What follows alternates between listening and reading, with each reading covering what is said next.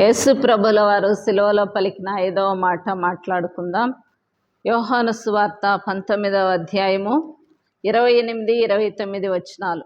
అటు తరువాత సమస్తమును అప్పటికి సమాప్తమైనదని యేసు ఎరిగి, లేఖనము నెరవేరునట్లు నేను దప్పిగొనుచున్నానెను. చిరకతో నిండి ఉన్న ఒక పాత్ర అక్కడ పెట్టి ఉండెను గనుక వారు ఒక స్పంజి చిరకతో నింపి హిస్సోపు పుడకకు తగిలించి ఆయన నోటికి అందించిరి.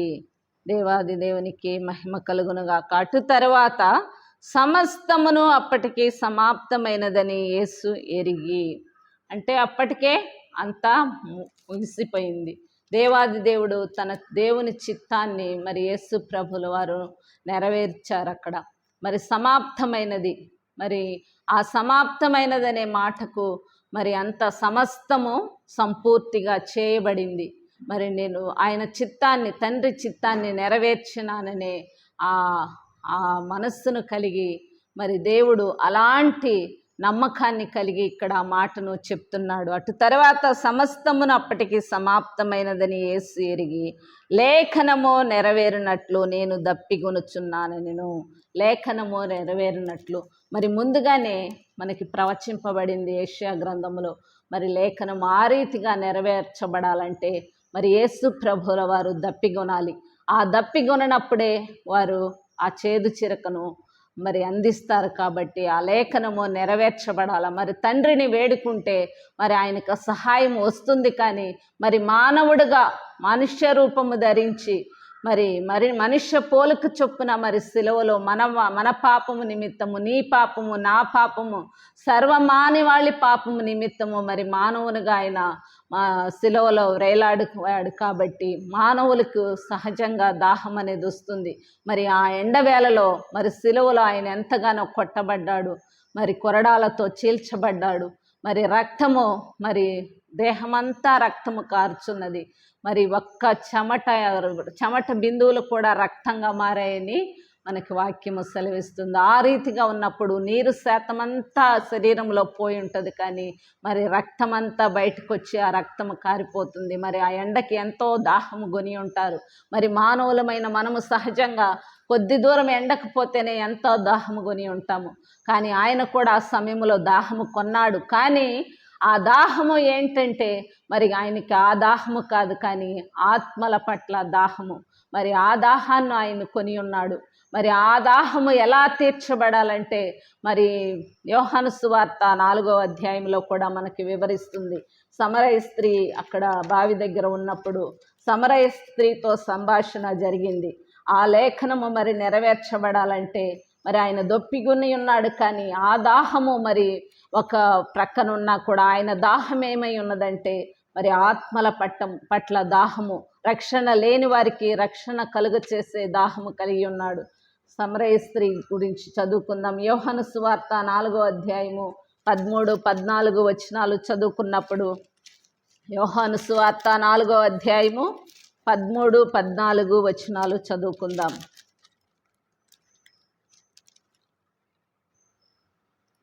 తానును తన కుమారులను పశువులను ఈ బావి నీళ్లు త్రాగి మాకిచ్చిన మన తండ్రి అయిన యాకోబు కంటే నీవు గొప్పవాడవా అని ఆయనను అడిగెను.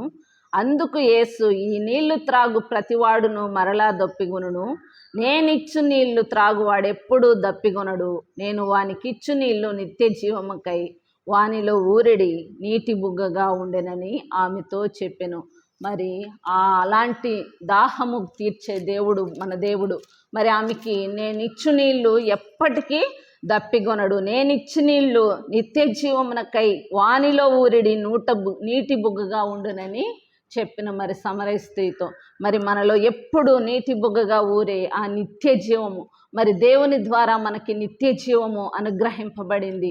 మరి యేసుక్రీస్తుల ప్రభుల వారు మరి సిలువలో మరణించి పునరుద్ధానుడై లేచుట ద్వారా మనకు ఆ నిత్య జీవము అనుగ్రహింపబడింది. మరి ఆ నిత్య జీవము కలిగిన నీటి బుగ్గ కలుగ చేస్తానన్న దేవునికి మరి నీటిని మరి ఆ సమయంలో వేడుకుంటే ఆయనకి నీరు దొరుకుతుంది. కానీ మరి ఆయన దప్పిగొన్నది మరి ఆకలి కొరకు, మరి దప్పిక కలిగింది మరి ఆయన నీళ్ల కొరకు కాదు, కానీ ఆత్మల పట్ల భారము కలిగిన ఆ దప్పికను కలిగి ఉన్నాడు. మరి యోహాను సువార్త 34వ వచనము చూసుకుంటే, యేసు వారిని చూచి నన్ను పంపిన వాని చిత్తము నెరవేర్చుటయు ఆయన పని తుదముట్టించుటయు నాకు ఆహారమై ఉన్నది. మరి ఆయన పని తుదముట్టించుటయు, తండ్రి చిత్తము నెరవేర్చుటయు ఆయన పని తుదముట్టించుటయు నాకు ఆహారమై ఉన్నది. మరి అక్కడ ఆ సంభాషణలో యేసు ప్రభుల వారిని శిష్యులు అడుగుచున్నారు, భోజనానికి బోధకుడా భోజనము చేయమని ఆయనని వేడుకున్నప్పుడు, అందుకు ఆయన భుజించుటకు మీకు తెలియని ఆహారము నాకు ఉన్నదని వారితో చెప్పగా, శిష్యులు ఆయన భుజించుటకు ఎక్కడైనా నేనేమైనా తెచ్చినేమో అని ఒకనితో ఒకడు చెప్పుకొనిరి. యేసు వారిని చూచి నన్ను పంపిన వాని చిత్తము నెరవేర్చుటయు ఆయన పని తుదముట్టించుటయు నాకు ఆహారమై ఉన్నది. మరి ఆయన చిత్తము నెరవేర్చుటయు ఆయన పని తుదముట్టించుటయు మరి ఆయనకు ఆహారము మరి దప్పికై ఉన్నది. మరి అలాగున దేవుడు మరి యేసు ప్రభుల వారు ఆ తృష్ణను కొని ఉన్నాడు, కానీ మరి మానవ రీతి అయిన తృష్ణ కాదు, ఆ దప్పిక కాదు, కానీ మరి దేవాది దేవుడు ఆత్మలను రక్షించాలని మరి సమరయ స్త్రీని ఆ ఎండవేళ ఆ బావి దగ్గరికి వెళ్ళాడు, ఆమెను రక్షించాలని ఆ వాంఛతో ఆ దాహముతో అక్కడికి వెళ్ళాడు, కానీ మరి ఆయన దప్పిక కొరకు వెళ్ళలేదు అక్కడికి. మరి ఆమెను సంభాషించి ఆమెతో మాట్లాడినప్పుడు ఆమె ఆ కుండ విడిచిపెట్టి ఆ ఊరంతా మెస్సయ్యను చూశాననే ఆయా సువార్తను ప్రకటించింది. ఆమె ఆయన్ని వెంబడించి మరి ఆయనతో మరి పరిచర్య చేసినట్లు మనకి వాక్యం వివరిస్తుంది. మరి అలాంటి దప్పికనే ఆయన కొని ఉన్నాడు, కానీ మరి మానవునిగా ఆ దప్పిక కాదు. మరి దేవాది దేవునికి స్తోత్రాలు స్థుతులు. మరి లేఖనము నెరవేర్చబడినట్లే నేను దప్పిక కొని ఉన్నానని మనకి వాక్యము సెలవిస్తుంది. కీర్తనల గ్రంథము 69వ అధ్యాయము 21వ వచనములో కూడా ఆ రీతిగా ఉంది. మరి మత్తయి సువార్త 5వ అధ్యాయము 17-18 చూసుకుంటే, మత్తయి సువార్త 5వ అధ్యాయము 17-18 వచనాలు చూసుకుందాం.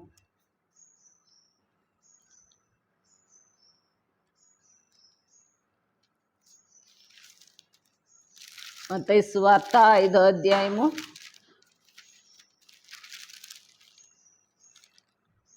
17-18 వచనాలు. ధర్మశాస్త్రమునైనను ప్రవక్తల వచనములైనను కొట్టివేయ వచ్చినని తల వంచవద్దు, నెరవేర్చుటకే గాని కొట్టివేయుటకు నేను రాలేదు. ఆకాశమును భూమియు గతించిపోయిననే గాని ధర్మశాస్త్రం అంతయు నెరవేరు వరకు దాని నుండి ఒక పొల్లైనను ఒక సున్నయైనను తప్పిపోదని నిశ్చయముగా మీతో చెప్పుచున్నాను. మరి ధర్మశాస్త్రము నెరవేర్చబడుటకే వచ్చానని దేవుడు సెలవిస్తున్నాడు. ధర్మశాస్త్రమునైనను ప్రవక్తల వచనములైనను కొట్టివేయుటకు వచ్చితనని తలంచవద్దు, నెరవేర్చుటకే గాని కొట్టివేయుటకు నేను రాలేదు. మరి ధర్మశాస్త్రము నెరవేర్చబడింది, లేఖనము నెరవేర్చబడింది. మరి లేఖనము నెరవేరునట్లు అని మనకి ఈ వాక్యములో ఉన్నది. మరి 19వ అధ్యాయము యోహాను సువార్త 28వ వచనంలో చూసుకుంటే, అటు తర్వాత సమస్తము అప్పటికి సమాప్తమైనదని యేసు ఎరిగి లేఖనము నెరవేరినట్లు నేను దప్పిగొనుచున్నానను. మరి ఆ ధర్మశాస్త్రము లేఖనము నెరవేర్చబడాలంటే ఆయన దప్పిగొనాలి, ఆ చేదు చిరకును ఆయనకి ఇవ్వాలి. అలాగున ధర్మశాస్త్రము లేఖనము నెరవేరబడాలి. కాబట్టి దేవుడు దప్పిగొనుచున్నాననే మాటను అక్కడ పలికాడు. మరి ఆత్మల భారము కలిగి ఉన్నారు, ఆత్మల పట్ల దప్పిక కలిగి ఉన్నాడు. మరి ఆ దప్పికను మనము తీర్చాలంటే మనము కూడా ఆయన సువార్తను ప్రకటించాలి. మరి ఆయన దాహాన్ని మనము తీర్చాలంటే అనేకులకు రక్షణ లేని వారికి రక్షణ కల్పించాలి.